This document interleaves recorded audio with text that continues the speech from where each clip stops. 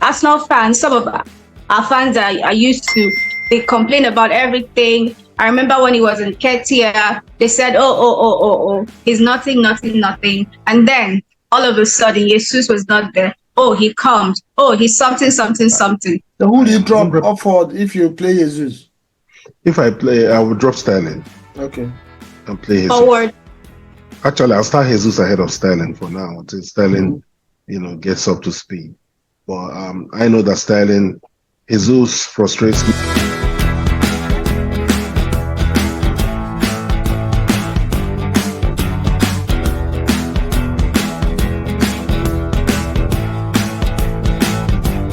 Choose the players.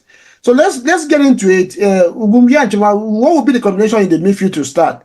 For me, I've seen Jorginho against Tottenham last season, I think, play further up. I think he played as the 8th, while Partey played in the 6th position. So what we're looking for now, if Arteta wants to go that way, is the left 8. So what do people think Arteta should do in terms of the selection in that department?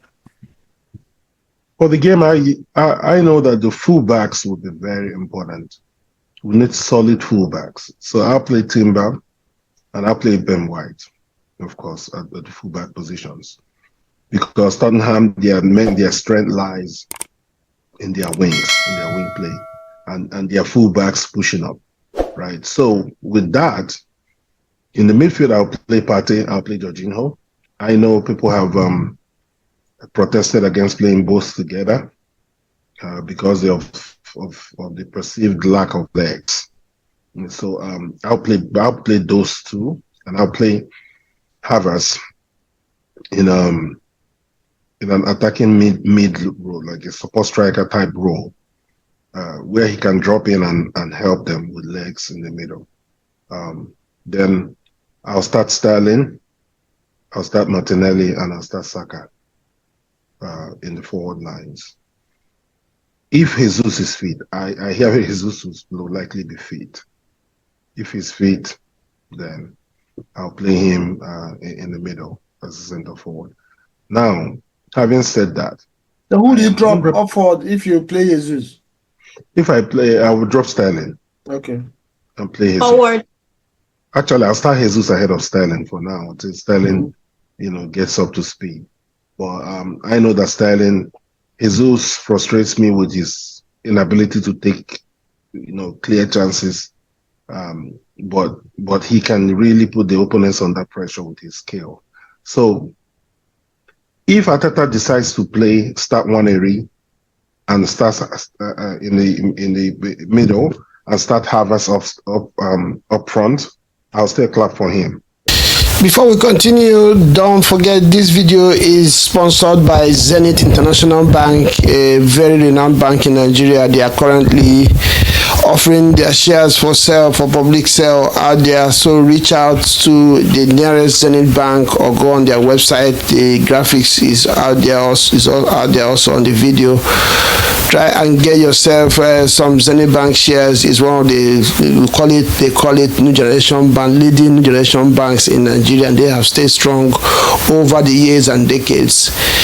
Check out Zenith Bank shares and do yourself, your loved ones, and your family good by investing in Zenith Bank offer. This is the best time to get these shares for yourself and for your loved ones. Right. I think that you made a very important point about Rico Lewis, and I've made a point about Kobe Menu. I follow a few Arsenal commentators on YouTube that I find reasonable normally. One of them I listened to the other day. That's what. And he was saying that it would be wicked is not the word. It would not be good to start Nwaneri, and I opposed it. I'm like, listen, if you're good enough, if you're young enough, you're good enough. If you're good enough, you're young enough, you're old enough. Play the player, no matter the circumstance. And one of the reasons he alluded to was Charlie Patino being played in some game against Nottingham Forest that he never recovered from, and I think that's ridiculous, completely ridiculous. Yeah, if Charlie Patino had a bad game somewhere, and people taunted him and said that 3 years ago. You're telling me that that's the only thing that has made Charlie Patino not succeed in Arsenal? No. He went. He's gone on 2 loans. One of the loans he played well, but then at some point he fizzled out. The other loan he didn't play well. Yeah, and you're telling me because of one game that he was put in the spotlight? Nah, I mean, people just they read too much into these things, you know. So Nwaneri seems to me like he's mentally ready. He's itching to be given a chance. And if he's in North London derby, so be it. He knows, he grew up in Arsenal. He knows what it means to play in the derby. So give the young man a chance. Let him show what he can do. I am 100% okay with that. So that's why I'm quietly confident going into this game. Tottenham will be up for it. And I know that Arteta has brought this squad to a stage where they know that each game is very crucial. And they'll be. Toma, will you find a way to throw Zinchenko in there, since obviously when he plays as a left back, he almost plays as a midfielder, or will you go with Boom's options? I think Boom's options are very decent, if you ask me. That's what he has to be.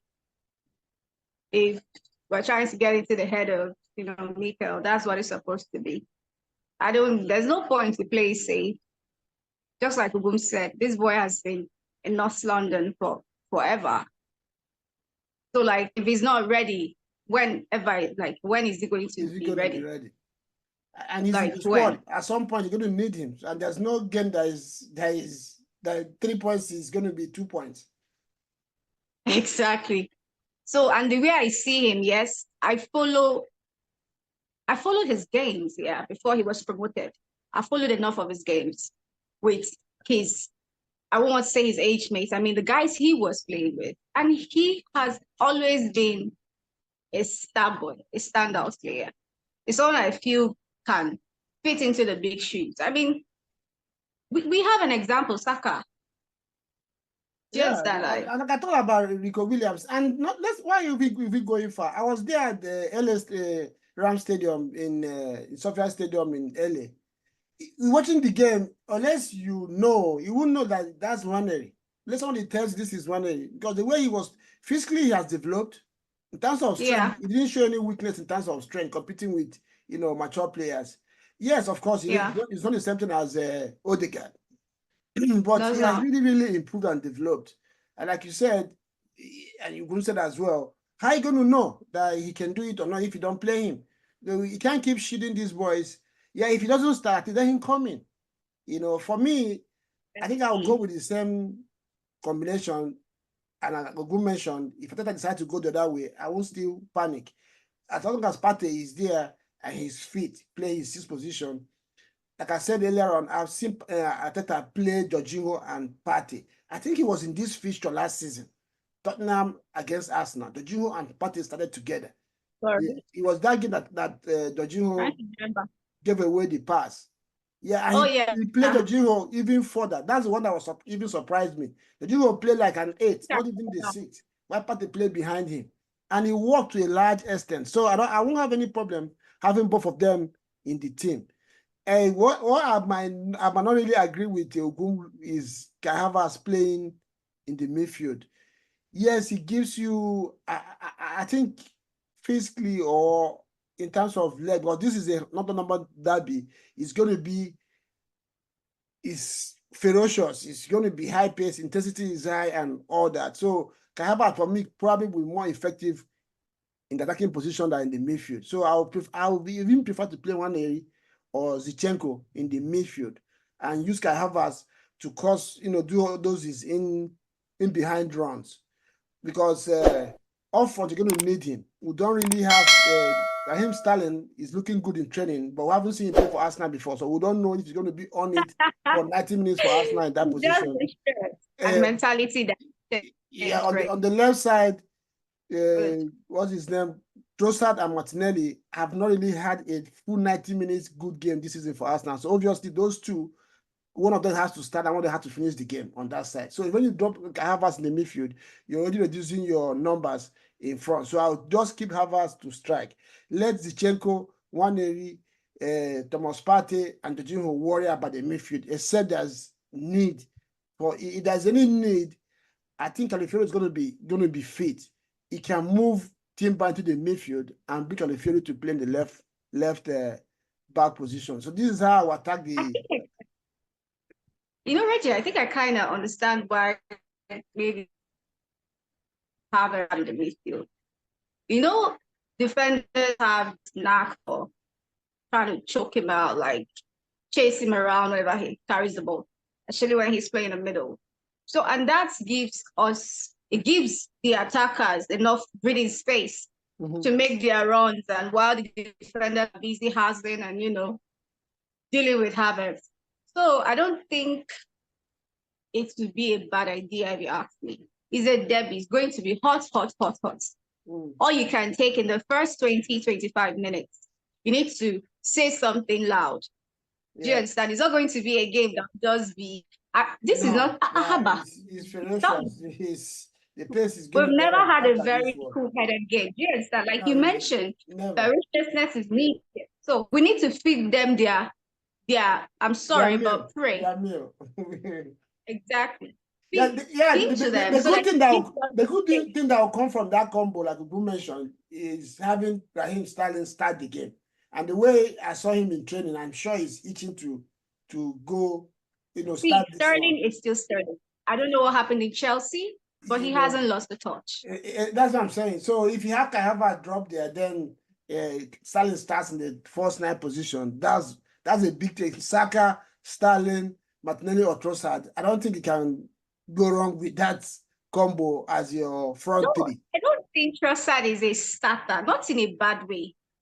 I understand what you're saying. I believe you too, but the only thing is that it's a player that this game requires you taking your chances. This is the only way Arsenal has won in Tottenham the last 2 seasons, home and away and 1 draw, is we took our chances first half, 3 goals in the bag, then they start struggling. So if there's anybody in Arsenal that you want your chance to fall to, it's Trossard. So if you have him on the pitch early enough and you get the ball, like if Sterling is starting, Trossard won't be a bad idea because you know that with Sterling and Bukayo Saka, you're going to create chances. That one is guaranteed. Then you need someone that will finish it. Martinelli will run in behind, but he's not been good in finishing. So that's the way I'll go. I don't know if you want to add anything to this one.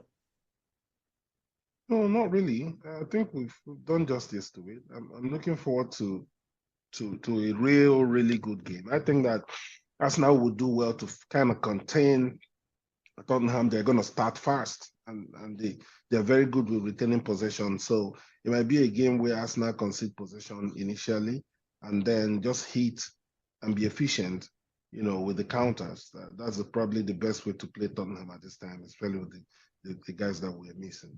Yeah, because I was taking the stats leading up to this one. Tottenham has had average of 61% possession. Arsenal 50%.